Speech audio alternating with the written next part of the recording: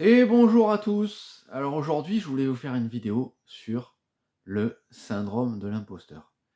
J'ai souvent des personnes qui arrivent en séance et qui me disent, moi ou même dans la vie de tous les jours, hein, avec des gens avec qui je parle, qui me disent: «Moi, j'ai le syndrome de l'imposteur» et bon déjà ce mot-là, cette phrase, ce syndrome de l'imposteur, pour moi, c'est déjà une phrase un peu fourre-tout. On va avoir tendance à mettre un petit peu tout, le manque de confiance, le manque d'estime de soi, tout ça.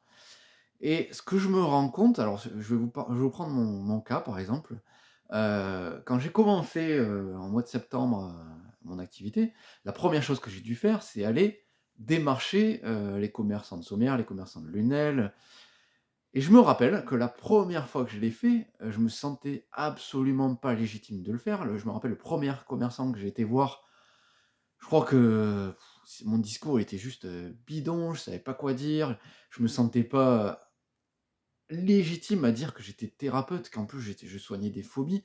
Face à cette personne qui avait en face de moi, il y avait une espèce de sentiment de mal-être à me dire: «Mais tu qui en fait Nico pour aller voir ce commerçant là, ce mec et lui dire, en fait, je suis thérapeute». Il y a vraiment un mal-être et comment j'ai réussi à, entre guillemets, «dépasser ce syndrome de l'imposteur?»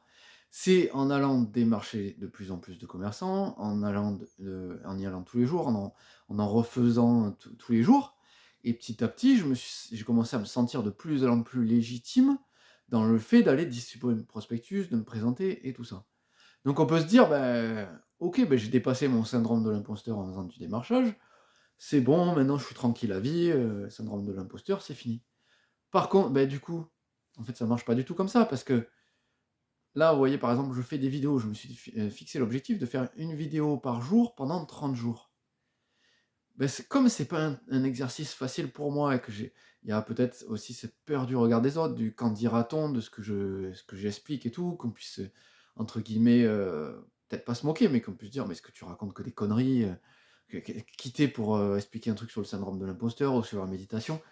c'est Et ce syndrome de l'imposteur, nouvelle situation, dépassement de la zone de confort, plus important, le syndrome de l'imposteur, il revient.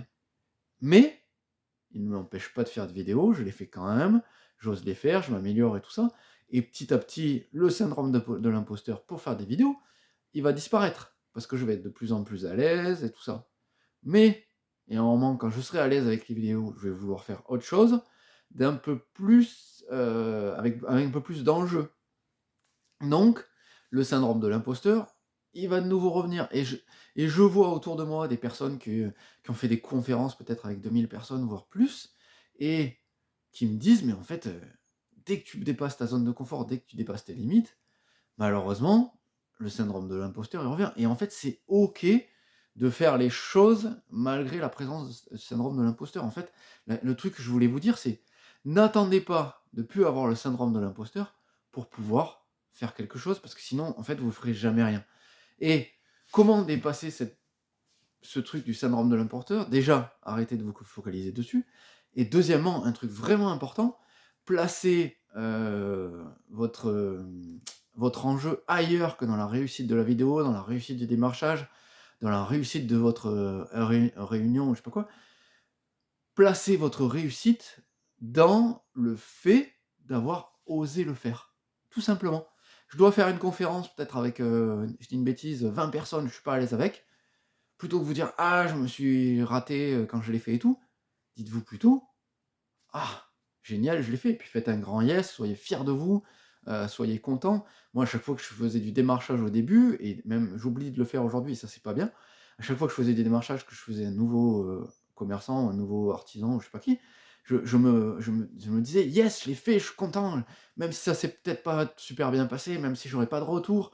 Tout ça, je m'en fous, en fait. Le seul objectif, il est: «Mais mec, prends du plaisir, fais-toi plaisir à dépasser tes limites et ne te focalise pas sur la réussite et du coup, oublie ce syndrome de l'imposteur, sois juste content d'avoir dépassé» et du coup, là, je fais ces vidéos.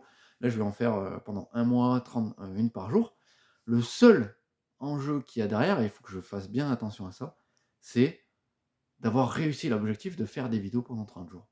Moi, ça me suffit. Peu importe ce que ça donne, peu importe ce que ça impacte, c'est pas grave. je veux placer l'objectif là-dedans et pas me dire, si c'est bien, si c'est pas bien, c'est pas grave, c'est pas important. Voilà. C'est ce que je voulais vous dire aujourd'hui et je vous souhaite un bon dimanche.